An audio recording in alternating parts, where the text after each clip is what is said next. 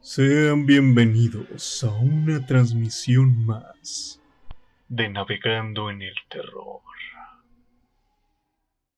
Hola, ¿qué tal? Aquí su anfitrión Rex en la primera transmisión de Navegando en el Terror. Así es, su estación dedicada al mundo de lo paranormal y el horror. Más específicamente, en el programa de hoy vamos a estar hablando de leyendas que aquí en Monterrey, Nuevo León, suceden. Hoy en día se habla de ellas, poco conocidas o incluso muy conocidas, como es el caso de nuestra primera historia que seguramente muchos conocen, la Casa de los Tubos. Así es, esta construcción que actualmente está remodelada y está habitada, tuvo como escenarios muchas tragedias. Así es, incluso desde su construcción ya presentaba varios, ¿cómo decirlo?, indicios paranormales. Sí, uno de los más, fuertes fue el de la hija del patrón que allá en los años 70 ordenó construir esta casa justamente para ella. Pero antes de hablar de la tragedia principal, por así decirlo, déjenme recalcarles dos más que ocurrieron antes de esa, durante la construcción.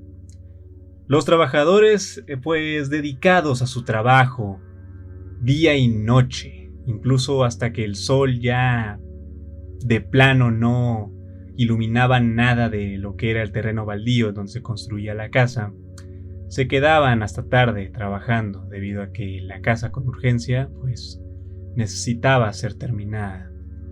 Quiero que mi hija recorra la casa completamente con libertad, es lo que el patrón y el padre de esta niña mencionó a los trabajadores, ¿verdad? Por eso el diseño tan peculiar de la casa.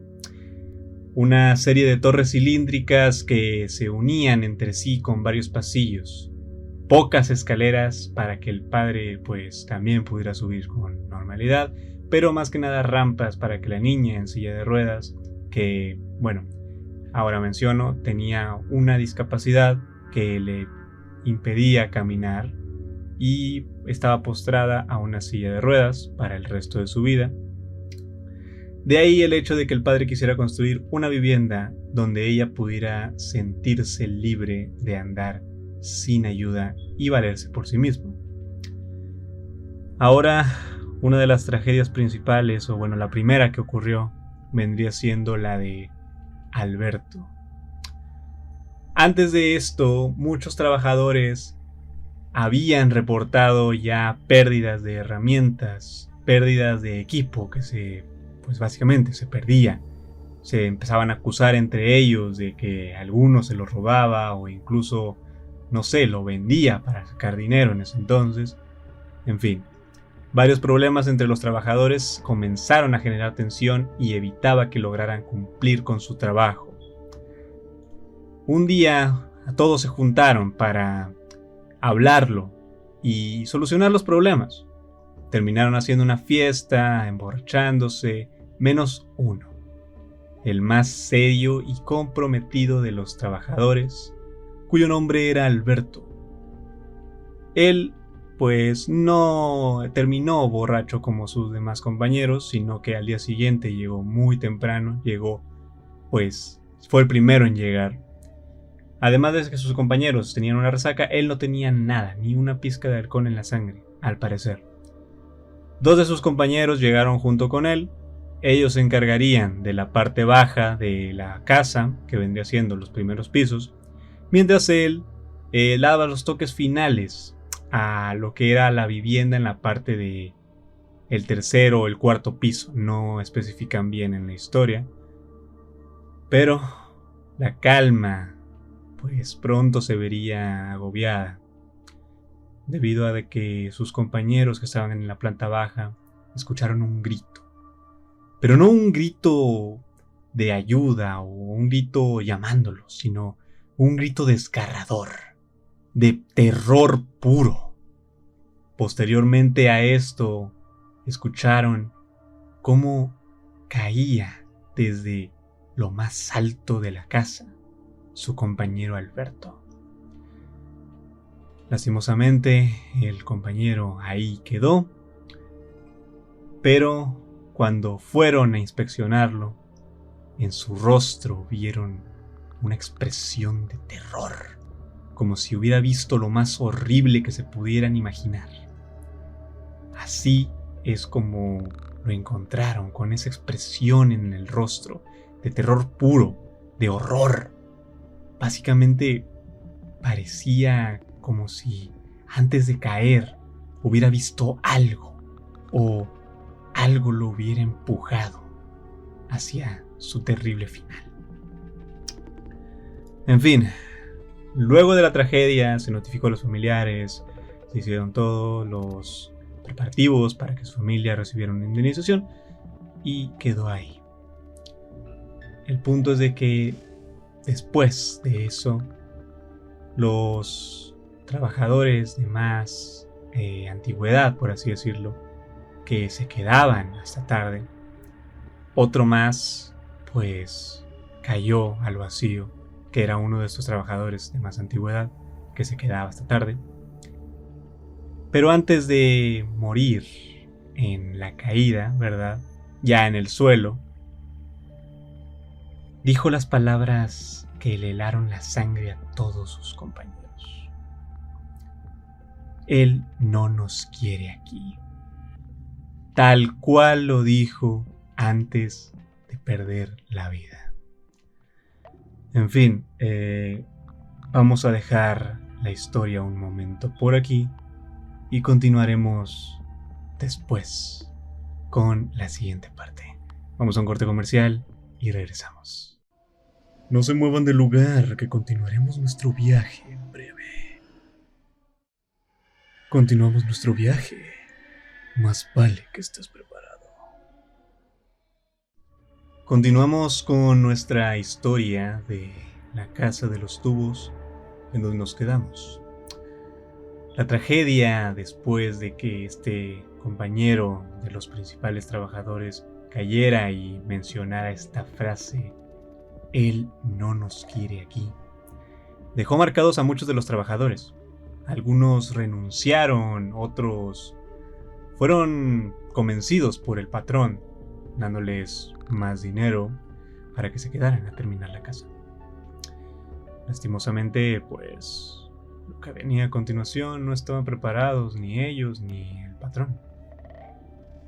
Un día en la construcción, el jefe de la construcción, o sea, el padre de la niña, llevó a su hija para que conociera su nuevo hogar.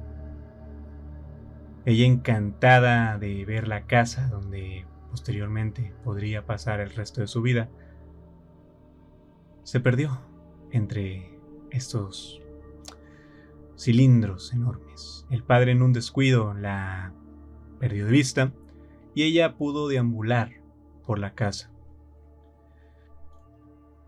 No se sabe cómo es que la niña logró llegar al último piso de esta construcción. El padre, al momento de percatarse de que su hija ya no se encontraba a su lado, comenzó a buscarla. Pero al momento de gritar su nombre, el sonido del metal y un enorme bulto chocando contra el suelo le heló la sangre. Él al principio no quería aceptarlo, no quería imaginarlo, a pesar de que era obvio lo que había pasado. Él continuaba con la esperanza de que no fuera tal cual, de que hubiera sido solo su imaginación o de que algún bulto de cemento hubiera chocado con alguna lámina que estaba debajo. No fue así. La niña se había desplomado desde el último piso, hacia su final. El padre, horrorizado. Esa noche, después de esa tragedia, todos los trabajadores renunciaron o fueron despedidos, no se sabe, pero el punto es de que el padre, solo en la oscuridad de la noche, con una botella, ebrio, triste y devastado por lo que había pasado, decidió ahí mismo terminar con su sufrimiento. Posteriormente, la casa quedó completamente abandonada, en venta, obviamente, ya que el terreno pasó a ser no recuerdo si del gobierno o de algún banco. De ese dato no puedo darles algún dato exacto, pero el punto es de que la casa quedó en venta. Esa casa vio muchos horrores mientras se construía, y esto la gente lo sabía. Varios vecinos aseguraban de que por las noches se lograba ver a una niña deambulando por los pisos más altos, entre las ventanas. Siluetas y sombras se asomaban, viendo a los vecinos. Pocos se atrevían a entrar, debido a que era bien sabido la leyenda de que ahí todavía se encontraban los espíritus de los que murieron durante la construcción de la casa, que ni siquiera se terminó debido a las tragedias y debido a algo más, a lo que el trabajador mencionó. Él no los quiere aquí. Recuerden esa frase porque esto nos da a entender de que ya incluso de antes en ese terreno baldío ya había algo, alguna fuerza, alguna entidad que no quería que estuvieran en sus dominios. No se tiene registro alguno de qué era antes de la Casa de los Tubos, ya que data de los años 70.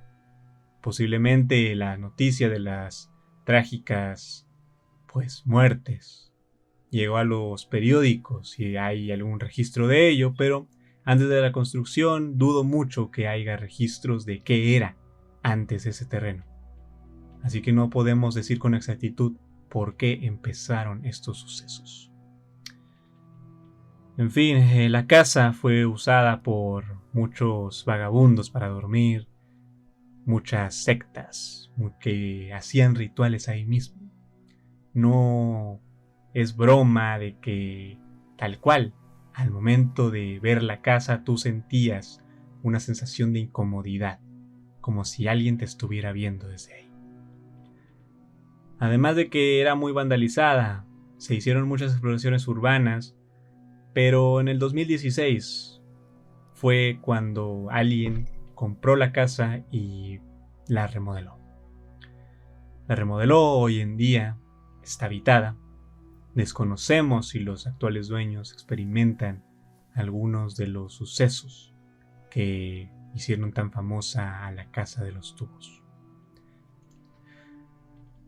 Pero, aún así, es un lugar interesante. No para ser turista porque, oye, no vas a ir a molestar a una vivienda donde ya nada tiene que ver con lo que pasó en años anteriores, sino de que como historia, como registro de cultura o lo que tú quieras paranormal, es algo que con el tiempo ha perdurado, incluso después de que se anunció que se iba a remodelar. La leyenda sigue y hasta el momento nadie ha podido dar una explicación exacta de lo que pasó durante la construcción de la Casa de los Tubos. Vamos a otro corte pequeño y volvemos. Pasamos de una historia paranormal a una historia de mismo índole paranormal, pero sin tanta tragedia.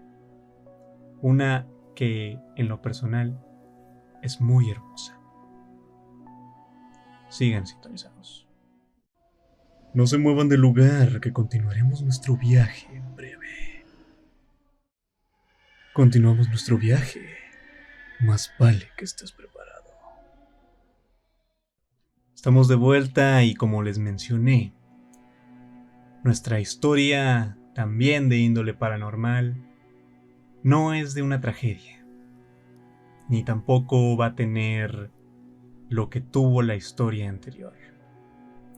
Este relato más que nada es muy hermoso a mi parecer, debido al contexto y a lo que este ente todavía hace, aunque, bueno, ya no esté con nosotros. El caso ocurrió en 1895, el 17 de noviembre para ser exacto, en Santiago, Nuevo León.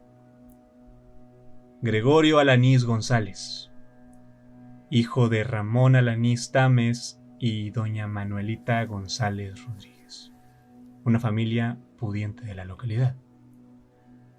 El niño Gregorio nació con un gran talento musical, específicamente en el violín, un instrumento que en lo personal para mí es muy hermoso. En compañía del piano hacen un sonido angelical. Pero en fin, la tragedia ocurrió un 3 de agosto de 1903. A la edad de 13 años, el niño perdió la vida lamentablemente debido a la tuberculosis. El niño, con un gran talento musical, con un futuro prometedor, tuvo un final muy temprano. Y la verdad es que muy lamentable debido a que devastó a sus padres. El niño como tal fue enterrado en el Panteón del Carmen, en el centro de Monterrey. Pero no sencillo, sino de que en su tumba se posa actualmente una estatua, tamaño real, del niño a sus 13 años, aún portando su violín. Cabe destacar de que el violín era de una marca cara. No podemos decirles con exactitud qué marca era, pero era de una marca muy, muy valiosa. Desconocemos de que si alguna de las leyendas con que fue enterrado con su violín, o si el violín lo tiene la familia, o si fue vendido, no sabemos cuál fue el destino de este instrumento, pero el punto es de que el niño como tal tiene su tumba y la estatua que aún lo muestra posando con el violín en sus manos. Desde ese entonces, los trabajadores que hacen guardia y las personas vecinas de este cementerio alegan de que por las noches se escucha un sonido de violín. Así es, la melodía de un instrumento se escucha entre los pasillos del cementerio. Algunos de los guardias han, pues, tal cual, dicho que han visto a un niño recorrer las tumbas, tocando el violín, apaciguando, o más bien dándoles un espectáculo a los que ahí yacen descansando en paz. Esto es, la verdad, fuera de aterrador, muy hermoso, debido a de que este niño calma las almas de las personas que quizá todavía estén ahí. Él las calma con una melodía hermosa de violín. A pesar de ello, todavía, aún después de la muerte, el niño Gregorio todavía sigue tocando el violín. Por eso les decía que cerraríamos este programa con una historia muy hermosa, no tanto terrorífica, pero sí de índole paranormal. Pueden ir a visitar a esta maravillosa personita que actualmente sigue dando espectáculos nocturnos a todo aquel que quiere ir a visitarlo. El niño Gregorio, pues como lo mencioné, se encuentra en el Panteón del Carmen, aquí en el centro de Monterrey. Podrán ubicar su tumba pues muy fácilmente, debido a que es la única que tenemos conocimiento que tiene una estatua a tamaño real. Pero en fin. Bueno, próximamente vamos a abarcar más historias de aquí de Monterrey, como lo es varias historias de Barrio Antiguo, leyendas que hablan de túneles secretos que se encuentran por debajo de la ciudad, asimismo como leyendas que ocurren en el metro, en la línea 2, en la línea 1 y en la línea 3, que no se queda atrás por muy nueva que sea.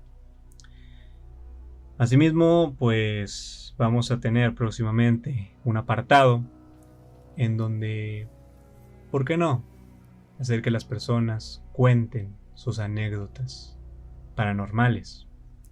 Obviamente con el más puro respeto, si es que acaso ustedes están contando una historia que no les pasó a ustedes, o si cuentan una historia que tenga algún tema delicado. En fin, próximamente daremos más detalles sobre estas dinámicas que se harán con el público que nos escucha, pero por ahora eso ha sido todo por parte de nuestro programa.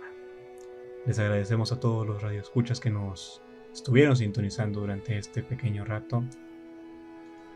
Y pues nada, queda más que decir que esperen la próxima transmisión, que será muy pronto. Hasta aquí nuestro crucero del horror.